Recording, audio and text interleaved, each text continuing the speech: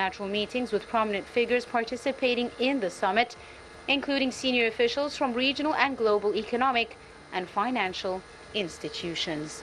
Egypt's participation this year will be the largest over the past editions of the summit, as it affirms the depth of the UAE-Egypt historical ties, which have extended over 5 decades and represented a distinguished model for bilateral relations amongst Arab countries based on integration and common interests.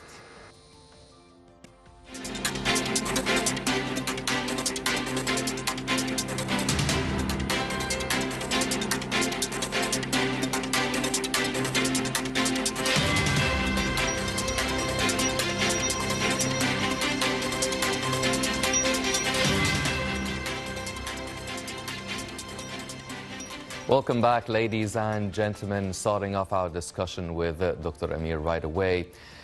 Dr. Amir, now the World Government Summit 2023 is taking part, obviously, in the UAE, and it's not the first time. I mean, it's the summit has been going on for a few years and giving awards to the best ministers and the best performances by different governments around the world. And there's a lot of light on the UAE, especially this year, since it will be hosting the COP28 as well.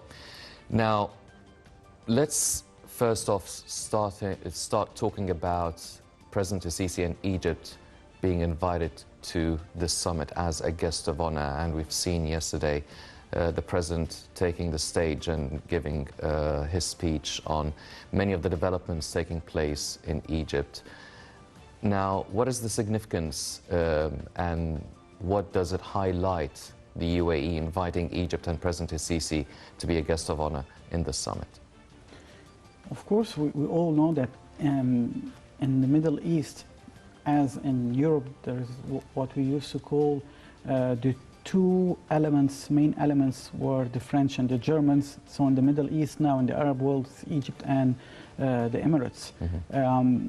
We all know also that President Sisi made this visit because everyone was eager to understand, and he said it, that how did Egypt manage to survive what others didn't survive in this region.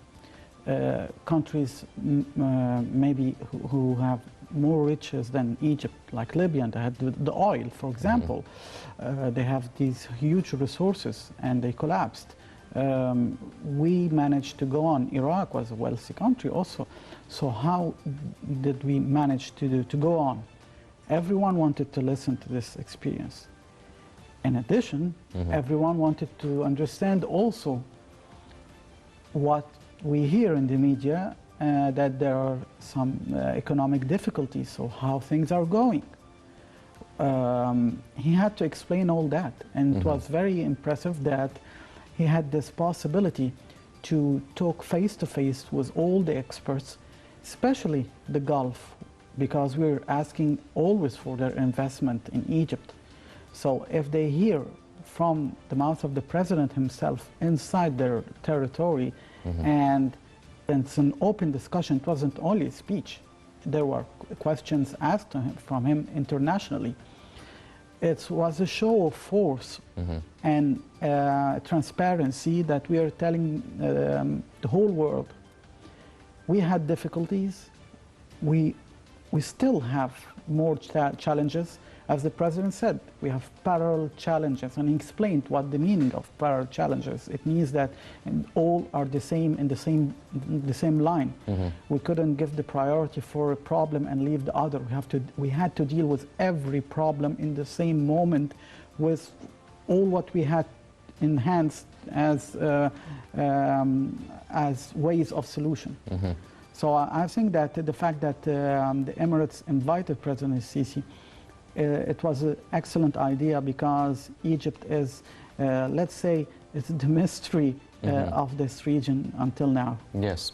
And Egypt, as you've mentioned, the president highlighted the kind of difficulties that Egypt has been going through since actually 2011, and he highlighted the role played by fellow Arab countries in supporting Egypt through different difficult times, and the UAE's help when there was oil shortages before the June 30th revolution as well, and they helped with it.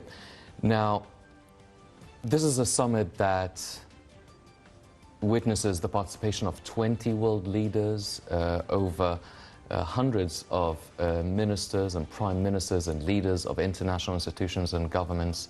And as you've mentioned, hearing it firsthand from the president himself, and he is showing gratitude and appreciation to the help being given. Does it seem now that we're used to for decades that a lot of the African countries and Arab countries were always looking for help and assistance from European countries and the West world in general, but now things are the balance of powers seems like it's changing a little bit, especially with what's going on in Europe and the West. So does the Gulf Arab countries and also the African continent, are they having a bit more of an economic power or a political sort of presence that is starting, I'm not going to say outweighing the West world, but it is something now to be reckoned with? Without any doubt, yes, because look, with the problem of energy, we are the hub of energy. It's not the first time. Look in the 1970s, after the October War, the Yom Kippur War, as it's known for the West by that name. After this war, it was the economic booming for the Gulf states, and because they had the energy and they maintained this card firmly, I think history is repeating itself. And I think maybe at that time, Henry Kissinger made a statement in the 70s saying that they will pay the price, the Arab countries, the Gulf countries, for what they did. I think that maybe we'll have to wait another decade to see this, if it will happen, because it didn't happen. It turned to be a usual weapon that changes the whole data. We have seen, for example, OPEC that asked Saudi Arabia to increase the production in order to harm Russia, and Saudi Arabia and the Emirates declined for the first time since the Second Gulf War of the invasion of Kuwait. So I think that we are dealing with a new situation.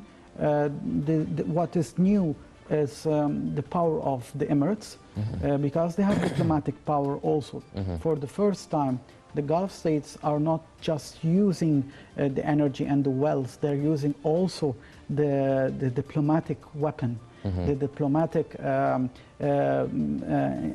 lobbying against what is harming their interests. For example, if the West is very reluctant now in dealing with the nuclear deal with Iran, because they don't want to hurt the Gulf interest.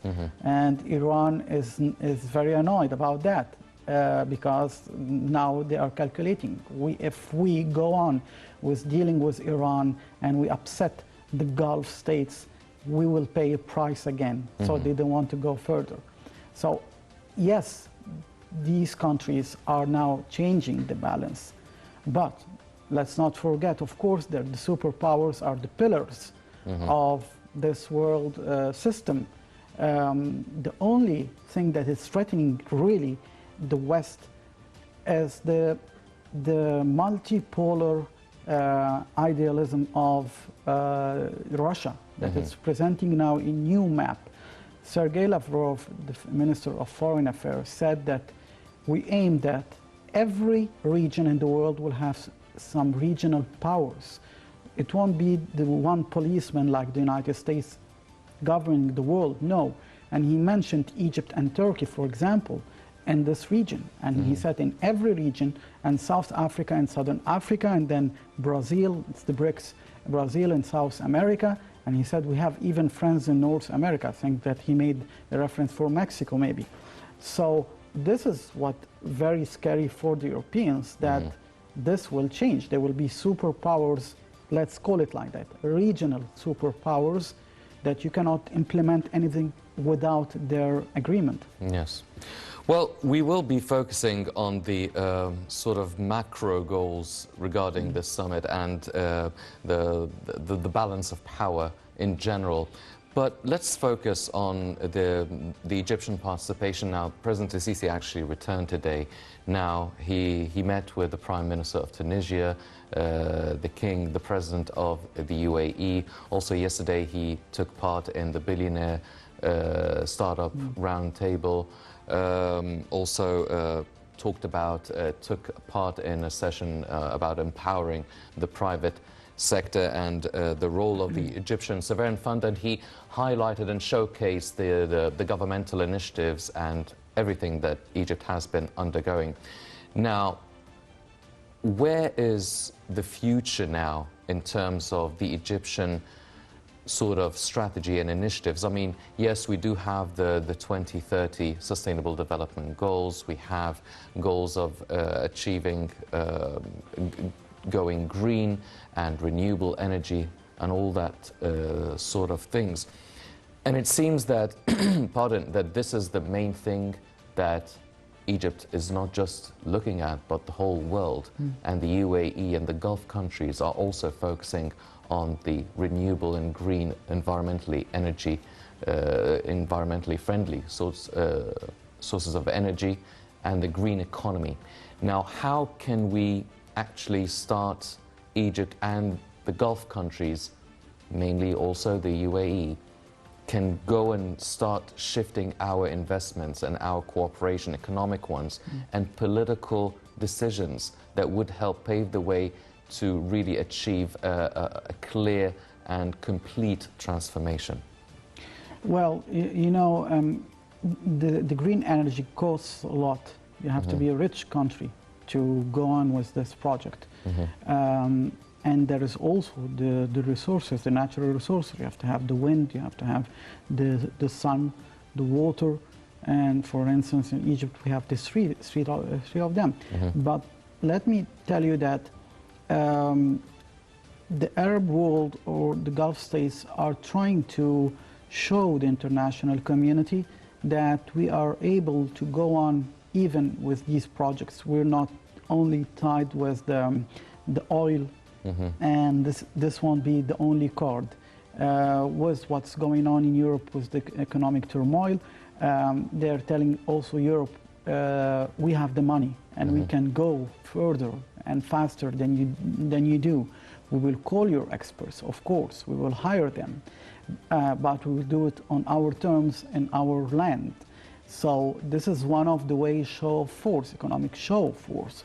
And that's why the people like Elon Musk, for example, were invited, because they're trying to tell the world that these icons do not belong only to the Western world, it belongs also to the whole humanity.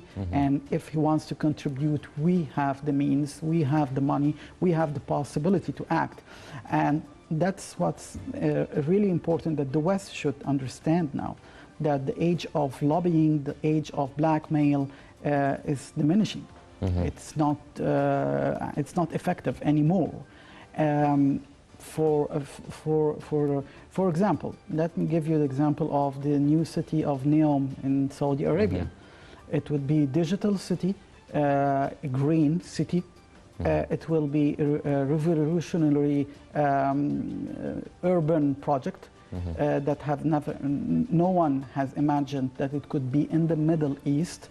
So I think that there is an understanding in the Gulf states, especially in the Emirates, that if we have the lack of expertise, we have the financial and the natural resources, and we can work with these two in parallel.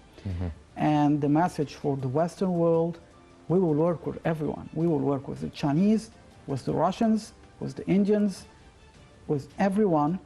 We are not always related to the EU and the United States. Well, the President actually mentioned as well that Egypt is establishing 24 new smart cities.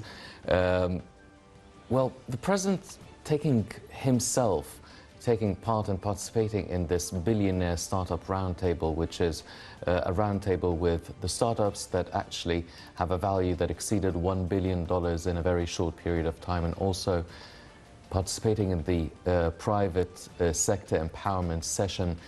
Does that mean that Egypt is not just trying to encourage the private sector and putting some of the private sector companies in the Egyptian stock market and such, but really it is the direction global economies are heading? It's not just public sector and governmental sort of companies, but also the startups, the small and medium enterprises. These, I mean, it's not just having a big part of a big share of the market, but they will probably have the major share of the market. Is this the way forward to Egypt at least? Well, we are also, unfortunately, let's say the truth, now very, let's say we have the burden of the IMF still. And the IMF is giving us some instructions, as they are doing with several countries in the world. And one of these are concerning the private sector. We have in Egypt a heritage which is not the fault of President Sisi. It's a heritage of three major problems. Corruption that we are fighting with all our force. We have the bureaucracy, we're changing the laws. And the third one is the private sector here in Egypt, who needs to be reconstructed again to make the businessman understand how to profit everyone, not one person. Because we have lived in an era prior to 2011 when there was total corruption in many fields. And I think that President Sisi mentioned that several times, that we had to rebuild everything because what was taking place, and we had to make sacrifices. Someone had to make the decision. No one dared to attack this field. He's the first one who's doing it. So, of course, we are paying a price now, a very heavy price. But you have to get rid of this burden. You have to find solution for these problems. On the other hand, we are finding new means of dealing with other countries than the ones controlling the IMF, like Russia, like the BRICS. We're trying by all our force to join the BRICS. President Sisi was invited in the Independence Day of India as a guest of honor. We are exchanging, of course, now with the Russians about the idea of exchanging through the ruble and the Egyptian pound. We are trying to find new ways because it could be strangling for us, these conditions. Returning to the private sector, of course we are favoring this, but still I think that we are in the process where the government, or let's say especially our military, who has many projects contributing in the reconstruction. You are rebuilding from scratch. That's the problem. President Sisi mentioned two numbers were terrifying. He said, because of 2011, we lost $435 billion. Yes. And then the second number, he said, I will give you one sector, the transport. Is 3 trillion Egyptian pounds. And he said, you see the burdens we have, how much we have lost and how much we have we had to the expense of rebuilding just one sector. You have also the education, you have also the medical sector, the infrastructure, all that would cost billions. So we cannot just sit and say, yes, we will encourage the private sector. You have to be, as a country, as a state of law, you have to have your own infrastructure, a state with boundaries of laws, with facilities, with, let's say, also communication outside of Egypt, like what the president did. The president goes and speaks to everyone openly about his own countries, the pros and the cons, the negative and the positive, and what he's doing. So I think it's a huge, huge burden. It's public relations also, because we are an open world. So I think that when these investors outside of Egypt will listen to these explanations from the president, they will come to Egypt and they will contribute also in the private sector, and it will go on. Yes. Well, the president actually met Kristalina Georgieva from the IMF yesterday, and she commended the process of economic reform that Egypt has undertaken, which is something that people might be used to hearing, but it doesn't seem to be the case with many other countries who can't even meet the requirements of the International Monetary Fund. So let's take this commending of Kristalina Georgieva, along with his visit to India, as you've mentioned, along with the agreement with Russia in terms of the Egyptian pound and the ruble. I mean, all of these things, can we change that burden into some sort of an opportunity to really join the BRICS? And if so, how soon can that happen, and how will it actually benefit Egypt? Well, look, it depends on what's going to happen in the war between Russia and Ukraine, because let's not forget that Russia is the main contributor in the BRICS. And they will judge if, let's say it like that, if Egypt's membership will hurt the Americans, they will do everything that so we could join them. They won't hesitate. So, and they will favor us than Turkey, by the way. So I think that it depends on the geopolitical and military situation. Of course, building ties with countries like South Africa, India, Brazil, it's very important because they are members also. But I'm still sure that President Sisi is trying hardly to deliver the message to Washington and Brussels, which is the EU, the message that we are a sovereign country.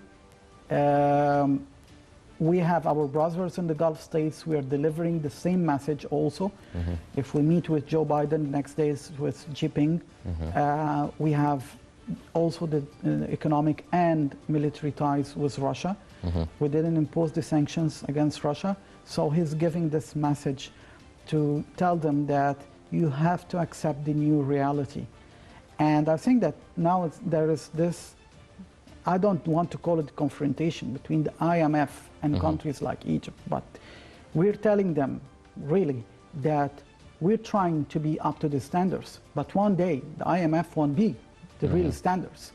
The real standards afterwards would be maybe Russia, China, India, these countries.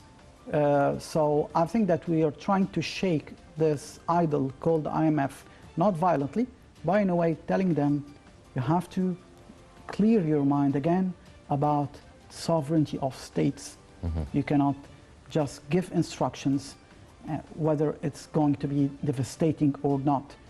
So it would take time. That's why for the BRICS, I'm saying that the more we present ourselves, the more we're getting close to this membership. Yes.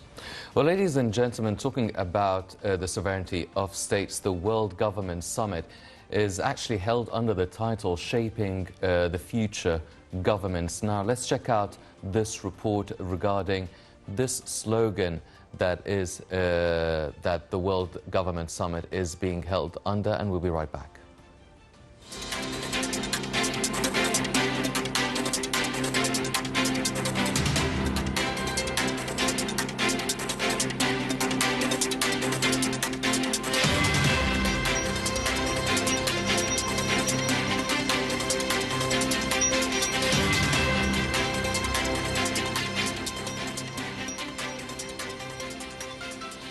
The 2023 World Government Summit is hosting a set of interactive dialogue sessions with 6 main themes, including accelerating development and governance, future of societies and healthcare, exploring the frontiers, governing economic resilience and connectivity, global city design and sustainability, and prioritizing learning and work.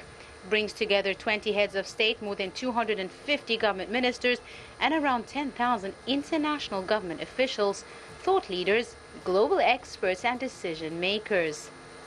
It also features 22 international forums on topics such as the climate and industry, technology, food system transformation, global health, government services, women in government, and government media.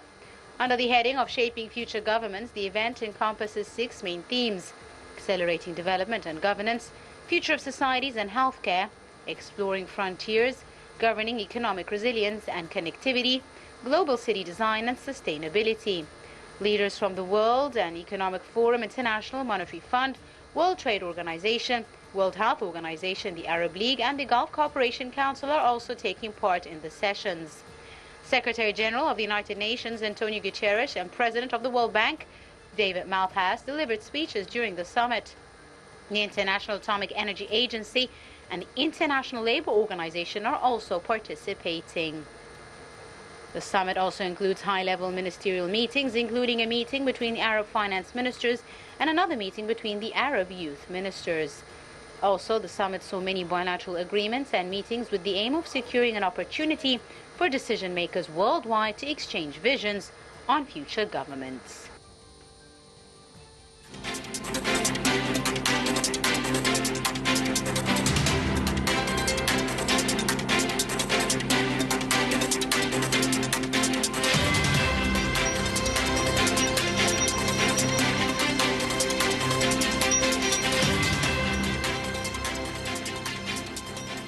Welcome back, ladies and gentlemen. Well, the World Government Summit is actually held under the slogan Shaping Future Governments, which consists of 6 main axes: the accelerating development and governance, future of societies and healthcare, exploring frontiers, governing economic resilience and connectivity, global city designs and sustainability, and prioritizing learning and work.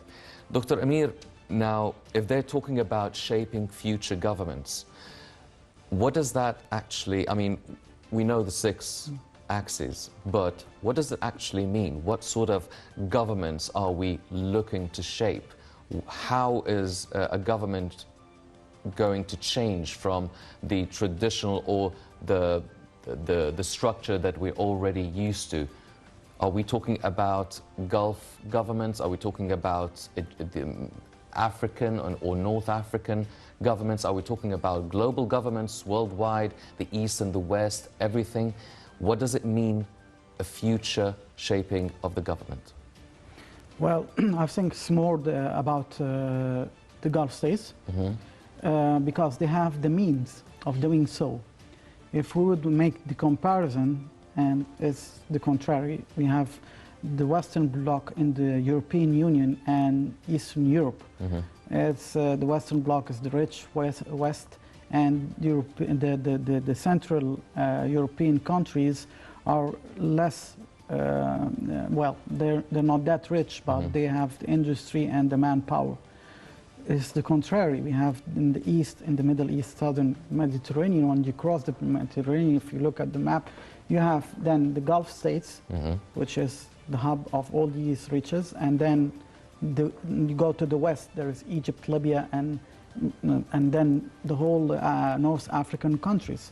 So they are not that rich, but they have the manpower. So it's the same as we have in the north with the EU.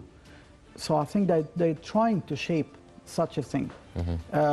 If you remember, when the Gulf states had this economic union, they didn't accept countries like Iraq and Yemen in it, or Jordan. They used to say that we are the rich countries. I think now they're trying to remodel or copy the model of the EU after its expansion, when there is a bloc who has the rich resources, and there is a bloc who has the rich manpower, and how to be complementary. The only problem is that you still don't have, as this region of the Arab world, you still don't have the means of diplomacy and means of military influence. And let's say that the West achieved that point after the devastating two world wars and the industrial era that took place and the sacrifices that took place. So I think that the same thing with the Middle East. We still have to acquire all that. It's great to have all these conferences, but once they leave this conference, the reality is out there. It's not in there. That's the reality. There is a reality out there of, if we could speak for hours about green economy, but when you go out there, it's different. It's about the oil, the gas, the nuclear power, the armies. You have a huge different world that we see on the TV. Yes. It's the media gives us very bright image, but outside it's different. Yes. Well, what about the rest of the Asian continent? I mean, let's talk about India, Japan, China, obviously. Qatar recently signed a 27-year natural gas contract with China, the biggest of its kind. So what about the rest of the Asian countries in relation, and their governments in relation to the GCC governments? Well, I think that the meeting of Jinping with the leaders of the Gulf states, and as you said, China signed this contract with the gas contract. I think that Asia has a different culture and a different way of thinking about all that. They have the possibility, and this is really weird, of maintaining their economic development, and also they have other problems on the other hand. Population growth. Some of them have poverty, like India, in several places. And every country in Asia has its foe, its opponent militarily. India against Pakistan, India against China, China against India on the borders, China with Taiwan, and then China and Japan with North Korea, North Korea with everyone. So it's a mess if we look at that. So how you have all these, and so their culture is totally different. They only, it's a hub that is really getting away from the superpower, the United States. I think that that's what's positive about it. China has its own sovereignty. We have seen about the balloon, for example. They can dare do some actions like that. China, India, and of course you have Russia. It's part in Europe and part in Asia. So I think there is this sovereignty which is strengthening them to go on. Well, if these countries have the means to change and reshape their future governments, now what about Egypt? How can we shape or reshape our government? You've mentioned that the scenario for Egypt is different than those countries because we're going through our own sort of restructuring and our initiatives and mega projects and the burdens that the economic burdens that we have. So how can Egypt benefit from this sort of attitude and ideology of shaping new governments and future governments? Well, look, you have two solutions. Whether you will act accordingly to what the Western Bloc wants, and all your problems the next day will be solved. You won't have any debt. We will be economically prospering very quickly, but we will pay a price, which is our sovereignty and our decision making. We have seen that. Yes. And the other choice, which is the hard choice, but that's what President Sisi is trying to say. But as you see, when you watch his speeches, sometimes he doesn't want to say the whole secret because some things we cannot just say. But when I analyze all that, you have the other option, which is a collaboration with Russia, with the Gulf states, with China.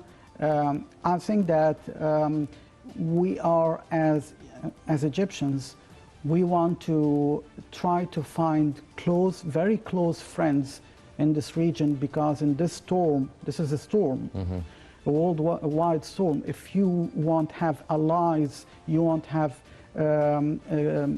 governments working with you, you will never be able to go on.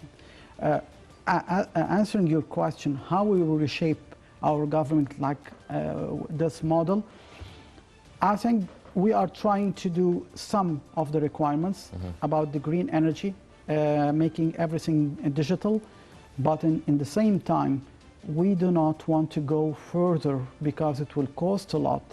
Now it will cost money, the next day will cost our sovereignty. So we don't want to go that long.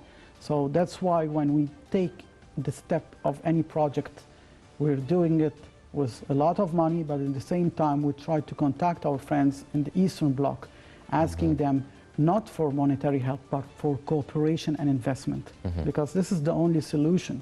You have to save your currency by working with other countries who would respect your currency and not devaluate it. Yes. Well, looking at our friends in the East, which actually President Sisi alluded to, the fellow Arab countries who have been supporting and helping Egypt through a lot of the difficult times, they are going through their own sort of transition and transformation as well. I mean, we're focusing now on the UAE because the summit's there, but the UAE's there. Saudi Arabia is going through its own transformation. We've seen Qatar normalizing now relations again, hosting a World Cup with Kuwait as well. I mean, a lot of these countries, and obviously having all the riches of the oil, being the OPEC, normalizing relations with Israel as well.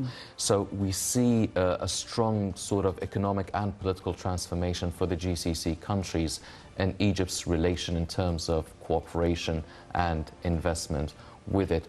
In terms of these GCC countries that are developing and moving forward, how are they progressing in order? Because everyone's running through their own lanes, but who's at a stronger position economically? Who's a stronger position politically?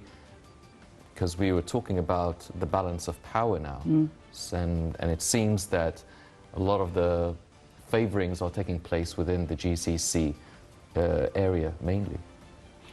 Well, you know, there's two main serious books, Paul Kennedy, The Rise and Fall of Empires, and there is Samuel Huntington's The Clash of Civilizations. So I think that if we will see it here in the Middle East, you will have, look, Samuel Huntington said that any civilization is like the letter S. You begin from the point and then the curve and you go down, or you start from the bottom and you go up.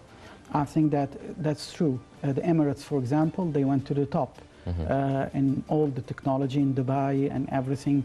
I think they have achieved the height of all that. Saudi Arabia still has many things to amaze the world.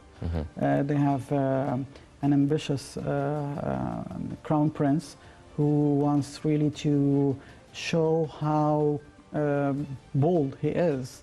He wants to prove himself, so he's doing a lot. He knows how to maintain the relations with the two superpowers. I think that he will change a lot in his country and the region. So I think that concerning the Emirates, they achieved the final point now. It's all about Saudi Arabia and how they will act. We can say also one thing about the normalizing relations with Israel, for example. I think that President Trump, when he urged these peace treaties between the Gulf states and Israel, and I think if he was in office now, I think Saudi Arabia would have signed also a peace treaty with Israel. I think this was, for the US administrations with an S in plural, it was a very bad move. Why? Because Israel now has no literal enemies boycotting it economically. They are dealing openly. The Arab states, they also don't really see Israel as an enemy, the Gulf states. of course, there's the Palestinian issue, but it is possible to solve it through face-to-face negotiations. The Emiratis do it, the Bahrainis do it. So now to play the card of Iran, they will have a huge block of the Gulf states, Egypt, Israel, Jordan. They have all ties, so America lost a lot by that. That's why we all saw it. Joe Biden arrived to Riyadh, the next day he left, Xi Jinping was there, sitting in his place. It's changing. So I think that if Saudi Arabia will go further in its relations, normalizing with Israel, I think things will literally change in this region, because the two biggest Arab countries, Egypt and Saudi Arabia, would have economic and diplomatic ties with Israel, and I think this would change a lot. Well, one final question, because we're running out of time now. We're almost 10 days away now for the first anniversary of the Russian-Ukrainian conflict, which kicked off February 24th last year. So a lot of changes have taken place, caused many different crises, economic crises, food shortages, gas issues. Now, but it also shifted the spotlight and the balance of power in certain areas. Now, as you've mentioned, the GCC countries, for instance, are having more of a say and more of a direction in how their lives are going. The US administration is concerned now and very busy with what's going on in Russia and Ukraine. When do you think this conflict is going to end, and even if it ends, for how long do you think the political and economic repercussions will be affecting the rest of the world? Well, it depends on what the West would like to do about it, because I think that the Russians are going on with their plan. And they were clear from the beginning, we will liberate the Donbass and the other parts. I think that the main problem now is financing the Ukrainian regime with the tanks and the arms. This will fuel again the conflict. I hope that really the conflict will be ended soon, and the superpowers who have now the power of economy will recognize the sovereignty of countries like Egypt and the Arab world. Yes, hopefully so.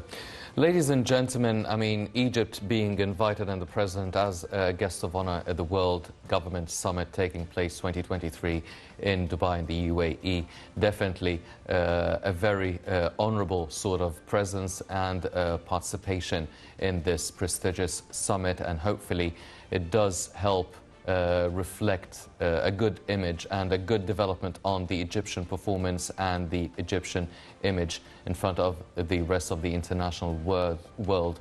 Unfortunately, that's all the time we have for this edition of the Daily Debate. But before we go, I'd like to thank my very distinguished guest, Dr. Cherif Amir, the geopolitical affairs analyst and political expert. Dr. Amir, always a pleasure having you with us on the show. Thank you. Thank you very much, sir.